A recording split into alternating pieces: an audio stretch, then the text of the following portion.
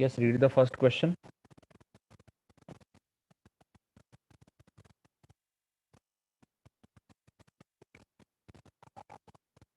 A solenoid is connected to a battery. What is saying? A solenoid is connected to a battery so that a steady current flows through it. Steady current flow हो रहा है. If an iron core is inserted into the solenoid, the current will.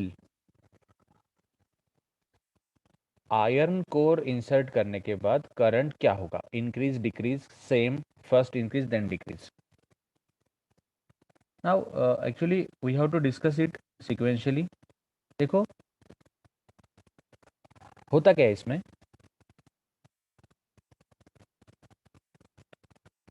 When iron core is inserted, when as iron core will get inserted, देखो उसने बोला है कि iron core यहाँ पे हम इंसर्ट कर रहे हैं एंड आयरन कोर इंसर्ट करने के बाद मैग्नेटिक फील्ड इंक्रीज होगा. मैग्नेटिक फील्ड होगा इंक्रीज. अब देखो मैग्नेटिक फील्ड इंक्रीज होगा मतलब फ्लक्स भी इंक्रीज होगा. तो देखो आयरन कोर इंसर्ट करने से मैग्नेटिक फील्ड इंक्रीज होता है, फ्लक्स भी इंक्रीज होता है. अब देखो लेंज लॉ क्या बोलता है? E equal to minus d phi by d t. Okay, अब देखो E equal to I R भी होता है, E equal to I R भी होता है, E equal to minus d phi by d t भी होता है. अब देखो फ्लक्स इंक्रीज हो रहा है मतलब ईएमएफ डिक्रीज होगा. अपोजिट डायरेक्शन है, माइनस है यहाँ पे. इनवर्सली प्रोपोर्शनल नहीं, उसको अपोज करेगा. Increase in flux opposes increase in EMF. Flux का इंक्रीज होना ईएमएफ के इंक्रीज होने को क्या करता है? अपोज करता है. ओके, अब देखो EMF is directly proportional to current, मतलब वो करंट को भी अपोज करेगा. तो देखो solenoid is connected to a battery so that steady current flows through it. जब उसमें मैं आयरन कोर इंसर्ट करता हूं, आयरन कोर इंसर्ट करने की वजह से मैग्नेटिक फील्ड इंक्रीज होता है, उसकी वजह से फ्लक्स इंक्रीज होता है. फ्लक्स इंक्रीज होने की वजह से ईएमएफ को अपोज होता है, ईएमएफ को अपोज होता है मतलब करंट को भी अपोज होता है. सो यहाँ पे करंट होगा फिर डिक्रीज. देखो मैग्नेटिक फील्ड इंक्रीज तब फ्लक्स भी इंक्रीज होता है. हमेशा यही कंसेप्ट याद रखो, magnetic flux increase, flux increase. ये मैग्नेटिक फील्ड एंड फ्लक्स अगर इंक्रीज हो रहा है तो वो ईएमएफ इंक्रीज को अपोज करेगा, करंट इंक्रीज को भी अपोज करेगा. देखो लेंज लॉ के हिसाब से यहाँ पे माइनस है. Both are opposing to each other. So option B is correct.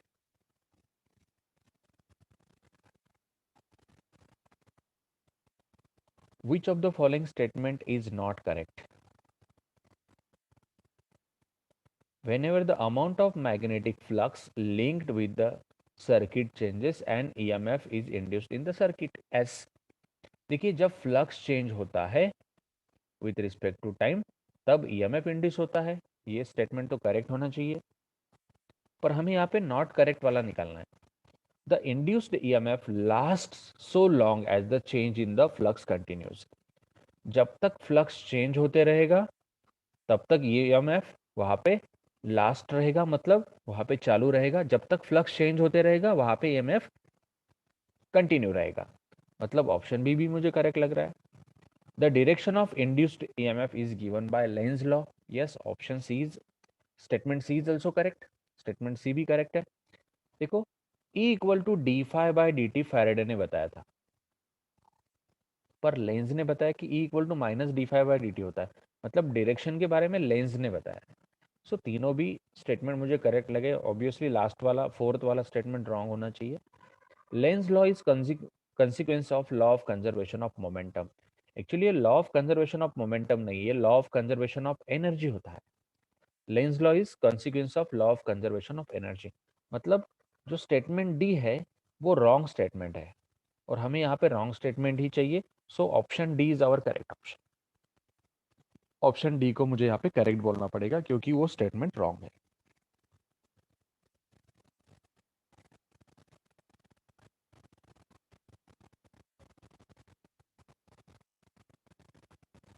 Read the next one.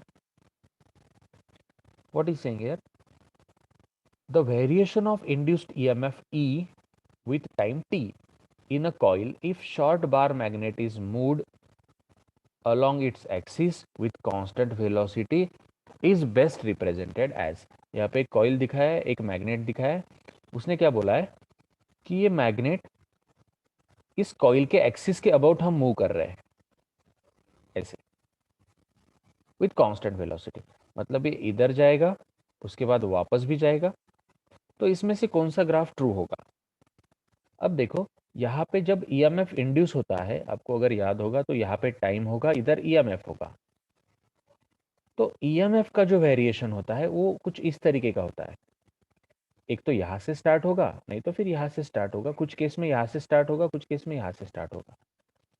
पर देखिए यहाँ पे एक पॉजिटिव हाफ साइकिल हमें मिलेगा और एक नेगेटिव हाफ साइकिल मिलना चाहिए। इस तरीके से ईएमएफ वेरी होता है, एक बार पॉजिटिव की तरफ जाता है प्लस ई जीरो होता है, दूसरी बार माइनस ई जीरो होता है, यहाँ पे जीरो होगा। तो ये अल्टरनेटिंग ईएमएफ रिप्रेजेंट करने वाला एक ही ग्राफ मुझे यहाँ पे दिख रहा है। देखिए फर्स्ट ग्राफ देखिए, सिर्फ पॉजिटिव साइड में घूम रहा है, थर्ड वाला वो भी पॉजिटिव साइड में है, लास्ट वाला वो भी पॉजिटिव साइड में ही है। नेगेटिव साइड में ग्राफ नहीं जा रहा है, कोई भी ए भी नहीं जा रहा है, सी भी नहीं जा रहा है, डी भी नहीं जा रहा है। सिर्फ बी जो ग्राफ है वो पॉजिटिव साइड में भी जा रहा है एंड नेगेटिव साइड में भी जा रहा है। सो अल्टरनेटिंग वैल्यूज रिप्रेजेंट करने के लिए मुझे graph B, option B correct लग रहा है, क्योंकि पॉजिटिव हाफ साइकिल भी वहां पे दिख रहा है, नेगेटिव हाफ साइकिल भी वहां पे दिख रहा है, पॉजिटिव ईएमएफ है एंड नेगेटिव ईएमएफ भी है। So option B is correct है। हमने डिस्कस किया था कि जब मैग्नेट कॉइल की तरफ जाता है तब एक दिशा में करंट इंड्यूस होता है, और जब दूर जाता है तब दूसरी दिशा में करंट वहां पे इंड्यूस होता है, या फिर ईएमएफ इंड्यूस होता है, positive EMF negative EMF like this. So option B is correct है।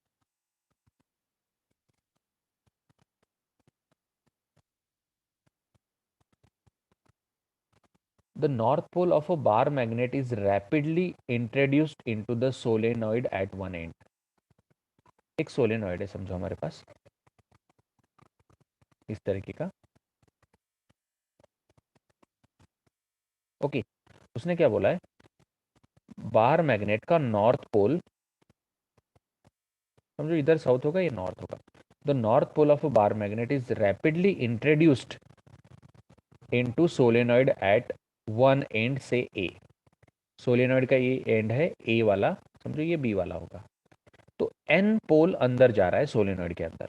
Which of the following statement correctly depicts the phenomenon taking place. तो यहाँ पे क्या होगा, समझो एक बार मैग्नेट है, बार मैग्नेट का एन पोल सोलेनॉइड के अंदर जा रहा है, तो कौन सा स्टेटमेंट यहाँ पे करेक्ट होगा? No induced EMF is developed, the end A of the solenoid behaves like a south pole. अब देखो ऑप्शन ए तो बिल्कुल भी करेक्ट नहीं लग रहा मुझे। No induced EMF is develop, मतलब यहाँ पे ईएमएफ इंड्यूस नहीं होगा ऐसा बोल रहा है। अब देखो जब बार मैग्नेट अंदर जाएगा यहाँ पे तो ऑब्वियसली ईएमएफ तो इंड्यूस होना है क्योंकि फ्लक्स चेंज हो रहा है। सो ऑप्शन ए तो मुझे करेक्ट नहीं लग रहा है। ऑप्शन बी क्या बोल रहा है, the end A of the solenoid behaves like a south pole. Solenoid का जो एंड है ये साउथ पोल बोल के काम करेगा।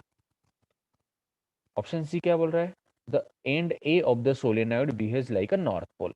ऑप्शन बी सी बोल रहा है कि ये जो एंड है ये साउथ नहीं, ये नॉर्थ बोल के काम करेगा। The end A of the solenoid acquires positive potential. Option D में भी कुछ दम नहीं लग रहा है। Option A and option D मुझे क्लियर कट यहाँ पे रॉन्ग दिख रहे। मेरा आंसर होना चाहिए बी एंड सी में से। अब देखो अगर ये सोलेनॉइड है एंड इसके तरफ अगर मैग्नेट जा रहा है, एस पोल एन पोल, अब देखो मैग्नेट जब सोलेनॉइड के अंदर जाएगा तो मैग्नेट में एंड सोलेनॉइड में रिपल्शन होगा, हमने सीखा था ये, ओके। मतलब यहाँ पे अगर नॉर्थ पोल है तो डेफिनेटली सोलेनॉइड का भी यहाँ पे कौन सा पोल तैयार होने वाला है, नॉर्थ पोल तैयार होगा। So the end A of the solenoid behaves like a south pole, नहीं साउथ पोल नहीं बनेगा वो, वहां पे कौन बनेगा, नॉर्थ पोल बनेगा। कंसेप्ट को समझो, ये सोलेनॉइड का, देखो मैग्नेट जब सोलेनॉइड के अंदर जाने की कोशिश करता है तब सोलेनॉइड उसको रिपेल करता है। अब ये मैग्नेट का नॉर्थ पोल है ना, मतलब सोलेनॉइड का यहाँ पे कौन सा पोल होगा, नॉर्थ पोल। जब मैग्नेट, देखो ये एस पोल है, एन पोल है, और ये है solenoid.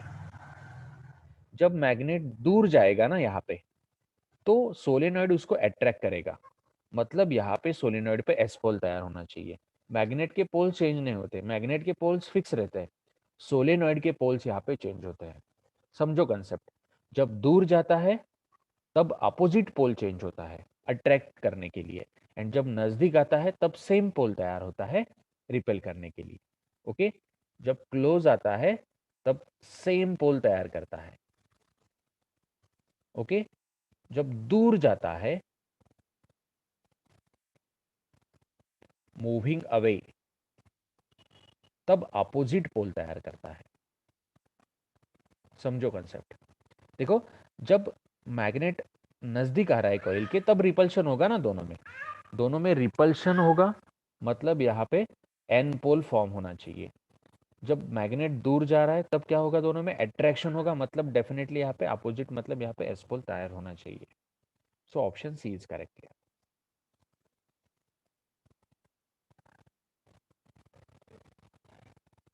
Read the next question.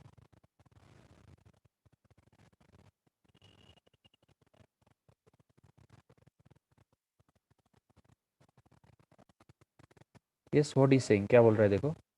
A infinitely long cylinder is kept parallel to the uniform magnetic field B directed along positive z axis।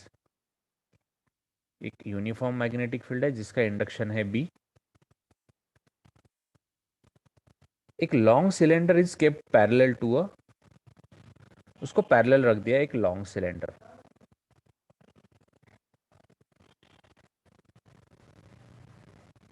Okay, the direction of induced, the direction of induced current on the surface of cylinder as seen from the z axis will be। अब देखो z axis की direction में रखा है उसको, positive z axis की direction में। A infinitely long cylinder is kept parallel to a uniform magnetic field directed along positive z axis। मतलब ये स्क्रीन से बाहर, स्क्रीन से आपकी तरफ इस डायरेक्शन में है positive z axis. The direction of induced current on the surface of cylinder as seen from the z axis will be, z axis के अलॉन्ग ही देखो उसको। तो करंट कौन सी डायरेक्शन में इंड्यूस होगा, अब देखो यहाँ पे क्लॉकवाइज ऑप्शन है, एंटी क्लॉकवाइज है, zero along the magnetic field है। Now as the magnetic field is uniform, hence there is no change in the magnetic flux linked with the cylindrical wire, and hence no current will be induced। Okay, देखो उसका reason क्या बोल रहा है, magnetic flux change नहीं होगा, magnetic flux में कोई चेंज नहीं होगा। अब देखो मैग्नेटिक फ्लक्स में चेंज नहीं हुआ तो करंट भी इंड्यूस नहीं होगा, no current will be induced. अब देखो करंट अगर इंड्यूस नहीं हुआ है तो ऑप्शन सी यहाँ पे करेक्ट आएगा। देखो इसका रीजन क्या है, as the magnetic field is uniform, magnetic field uniform है, इसकी वजह से फ्लक्स चेंज नहीं होगा, मैग्नेटिक फील्ड यूनिफॉर्म दिया है उसने, एंड सिलेंडर उसके अंदर रखा है तो फ्लक्स थोड़ी चेंज होने वाला है। देखो इसको कुछ मूव किया नहीं है, इसको वेलोसिटी दिया नहीं है, सिर्फ सिलेंडर एक अंदर रख दिया, सिलेंडर अंदर रख दिया मैग्नेटिक फील्ड में तो फ्लक्स चेंज थोड़ी होगा, और उसमें से वापस मैग्नेटिक फील्ड यूनिफॉर्म है, मतलब फ्लक्स चेंज नहीं होगा, एंड फ्लक्स चेंज नहीं हुआ तो ईएमएफ इंड्यूस नहीं होगा, करंट भी इंड्यूस नहीं होगा।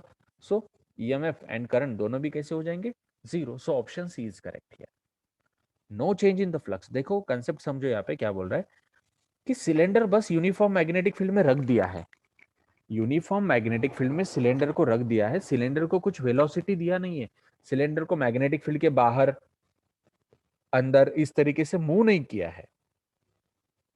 Okay, so current will B zero.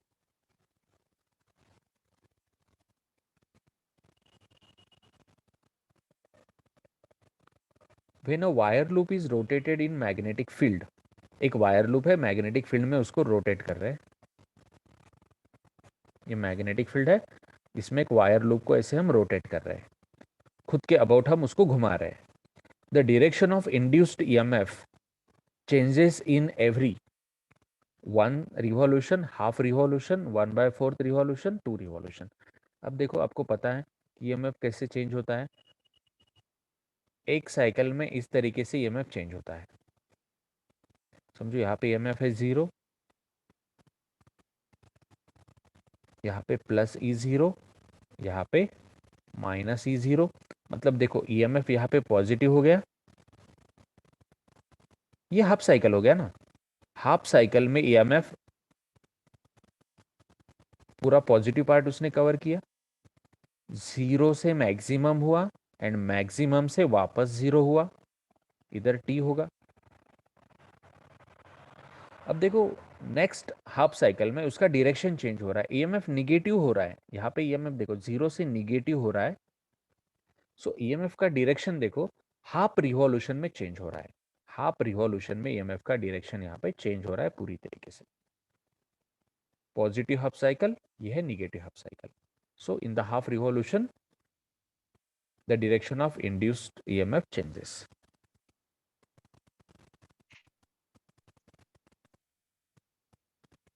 अब एक पूरे साइकिल का अगर आपने ईएमएफ कंसीडर किया तो देखो हाफ साइकिल का कितना है, +E0, सेकंड हाफ साइकिल का -E0, मतलब एवरेज ईएमएफ 0 हो जाएगा वहां पे।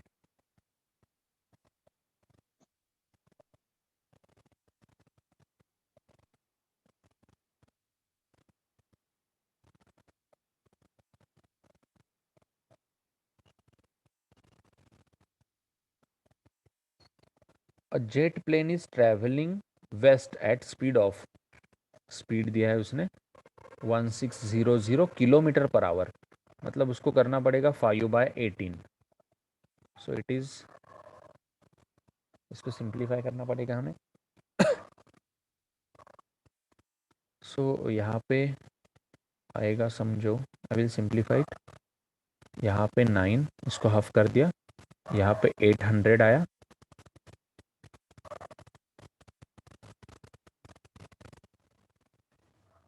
इट इज 4000 आएगा /9। ओके, इसको हम आगे चल के प्रोसेस करेंगे।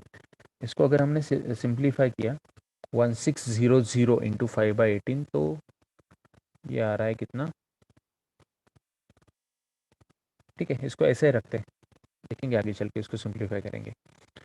द वोल्टेज 4 की 4 4 4 लाइक दिस, ऐसा कुछ तो वैल्यू आएगा, आप कैलकुलेट करके देखो इसको। The voltage difference develop between the ends of the wing having span of 20 metre, मतलब एक लेंथ मुझे यहाँ पे मिल गया है 20 मीटर, स्पैन बोल रहा है वो, span of 20 metre. If the Earth's magnetic field at the location has magnitude of, अर्थ का मैग्नेटिक इंडक्शन दिया है B, and the deep angle is 30 degree, angle of deep भी उसने मेंशन किया है। देखो क्वेश्चन अच्छे से पढ़ो, यहाँ पे हमें निकालना क्या है, यूनिट देखो यहाँ पे वोल्ट दिख रहा है, मतलब मुझे यहाँ पे ईएमएफ निकालना है, I have to find out here EMF. So volt unit है, मतलब हमें ईएमएफ निकालना है, E इक्वल टू BL भी रहता है, okay, E equal to BL भी, B यहाँ पे मेंशन है 5 इंटू 10⁻⁻⁴। ओके, अब एंगल दिया है, इसलिए मुझे यहाँ पे साइन ऑफ 30 लेना पड़ेगा। आपको याद होगा कि जो B रहता है ना, इसको हम दो कंपोनेंट में रिजॉल्व करते हैं, BH, B cos delta, and this is what BV, B sine delta, ये रहता है डेल्टा, एंगल ऑफ डीप। तो देखो यहाँ पे ये वर्टिकल कंपोनेंट के बारे में उसने क्वेश्चन में बोला है। ओके, सो जेट प्लेन के बारे में, वेस्ट वेस्ट के बारे में उसने मेंशन किया है, मतलब डेफिनेटली हमें यहाँ पे क्या करना पड़ेगा, वर्टिकल कंपोनेंट यहाँ पे कंसिडर करना पड़ेगा। फिर ये जो बी है ना, ये बन जाएगा हमारा बीवी, और बीवी कितना है, बी साइन डेल। देखो यहाँ पे क्या लिया है मैंने, BV equal to B sine del, बस यहाँ पे वैल्यू रख दिया। एल कितना है 20, एंड वी कितना है, वी है हमारा 1600 इंटू 5/18। ओके, इसको हमें सिंप्लीफाई करना पड़ेगा। I will rewrite here. मुझे जो कैलकुलेशन यहाँ पे करना है, this is what, 5 into 10⁻⁻⁴, okay, into this sine 30, मैं वापस से लिख रहा हूँ इसको, साइन 30 इंटू दिस 20 इंटू 1600, चाहिए तो आप इधर कैलकुलेशन कर सकते हैं उसका, इंटू 5/18। बस इसको सिंप्लीफाई कर दो, you will directly get the answer.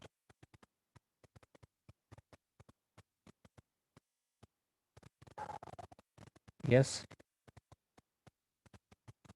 What will be the final answer?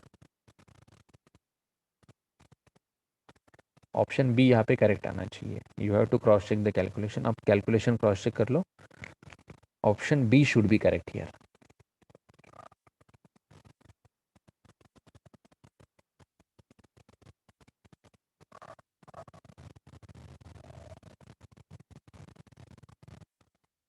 Next, a wheel with 20 metallic spokes. एक व्हील है, इसको ऐसे स्पोक्स, व्हील को स्पोक्स रहते हैं, बराबर है, ऐसे 20 स्पोक्स है उसको, number of spokes are 20, each of length, हर एक का लेंथ है 0.8 मीटर, ऐसे कितने हैं, 20 है, is rotated with speed of revolution, speed दिया है उसने, रिवॉल्यूशन पर मिनट मतलब ये फ्रीक्वेंसी है 120 RPM बोला है उसने, मतलब फ्रीक्वेंसी कितना आएगा 120/60, सो इट इज 2 हर्ट्ज, 2 हर्ट्ज या फिर 2 RPS हम उसको बोलेंगे। The horizontal component of earth magnetic field at a place, देखो यहाँ पे अर्थ के हॉरिजॉन्टल कंपोनेंट के बारे में उसने बोला है H, मतलब ये B का वैल्यू है, इसका यूनिट देखो टेस्ला, ये B का वैल्यू है, एंड ये BH है, I can say it as a BH।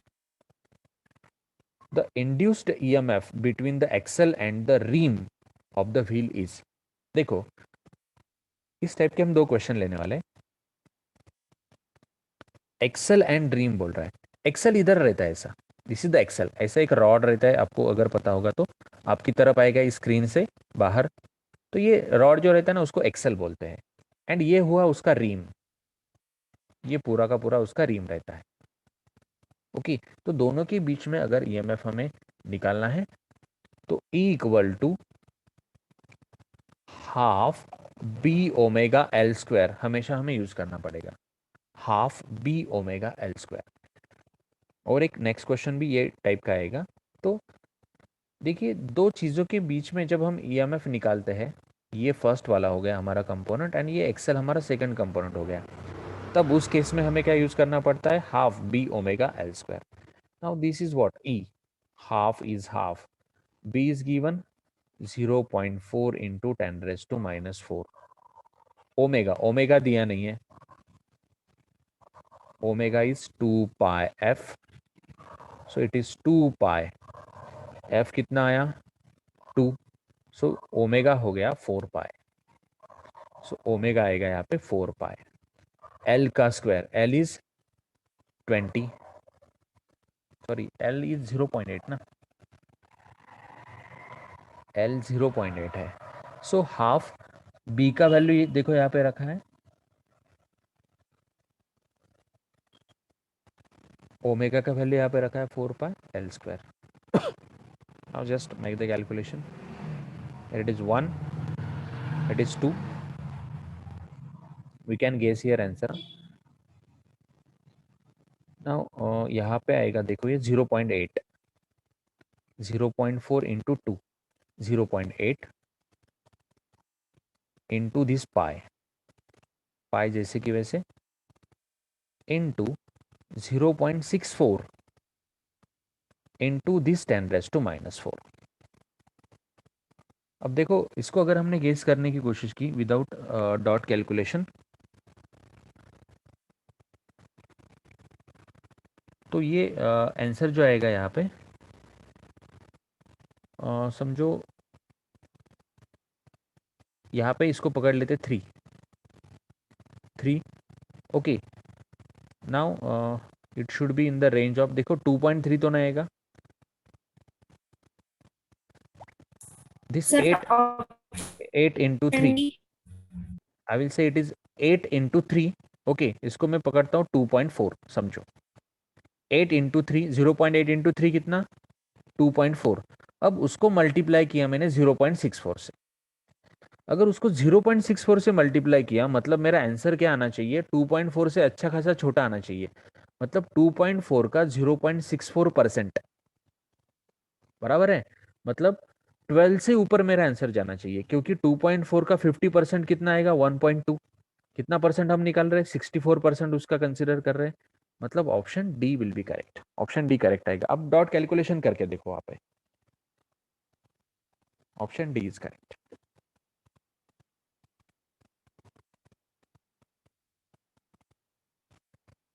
Next,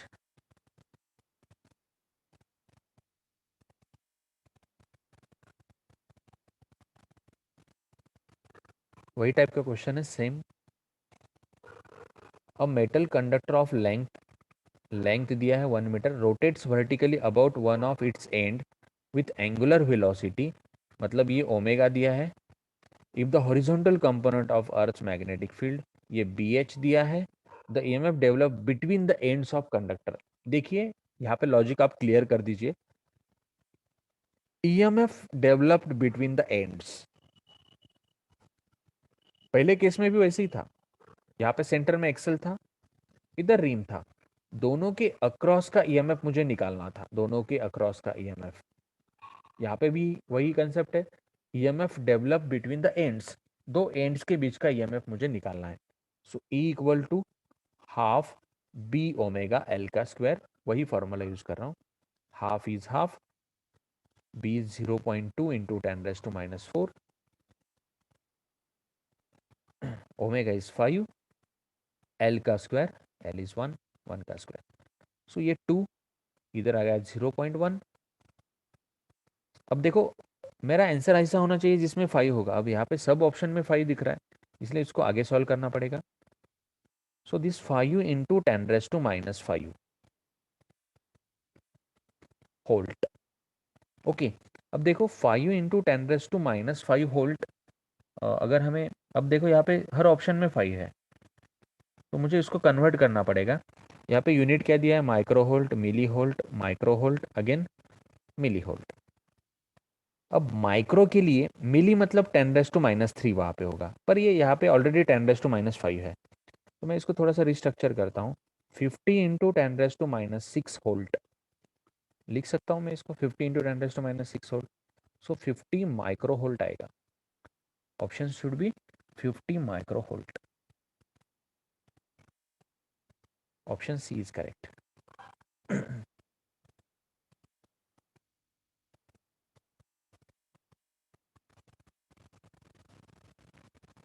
A rectangular loop of sides 6 centimeter and 2 centimeter with small cut is moving out of region of uniform magnetic field of magnitude, magnetic field का induction दिया है b, side का length दिया है यहाँ पे। The voltage developed across the cut if velocity of loop is 2 centimeter per second, velocity दिया है loop का यहाँ पे 2 centimeter per second,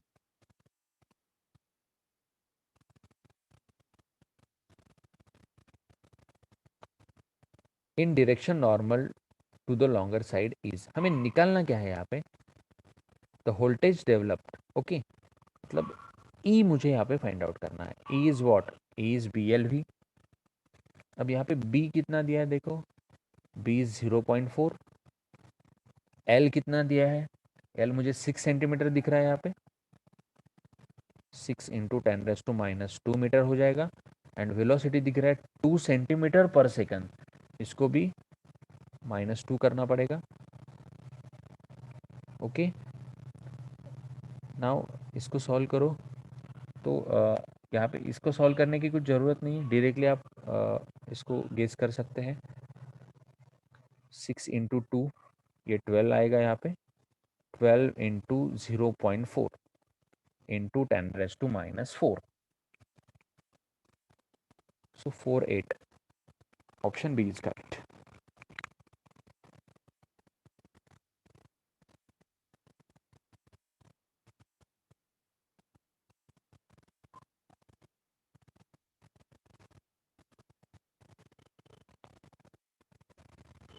The figure shows a wire sliding on two parallel conducting rails placed at separation I.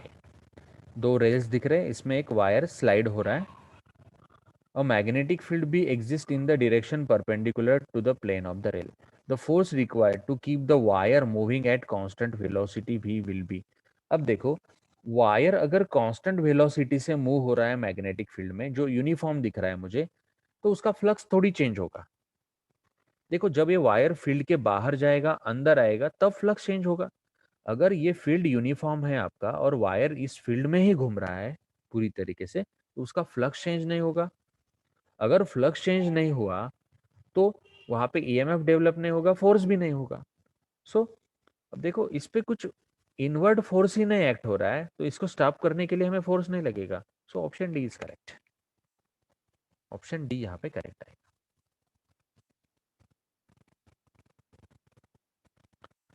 A copper rod of length L rotates about its end and angular velocity omega in uniform field B.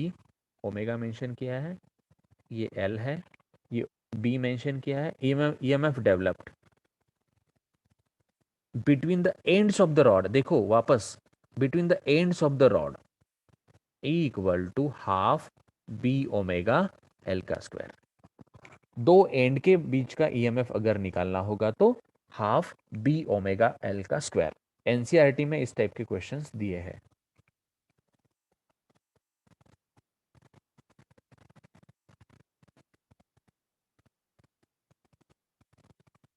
A conducting wire is moving with velocity v in the magnetic field and induced current is I. If the velocity of the conductor becomes double, then induced current will be. अब देखो, conductor का velocity E equal to BLV. Okay, now this E is what? E can be written as a di/dt. Okay, अब देखो, conductor का velocity उसने क्या बोला है, velocity of the conductor is doubled. Conductor का वेलोसिटी अगर डबल कर दिया तो ऑब्वियसली वहां पे करंट भी डबल हो जाएगा। So option C will be correct.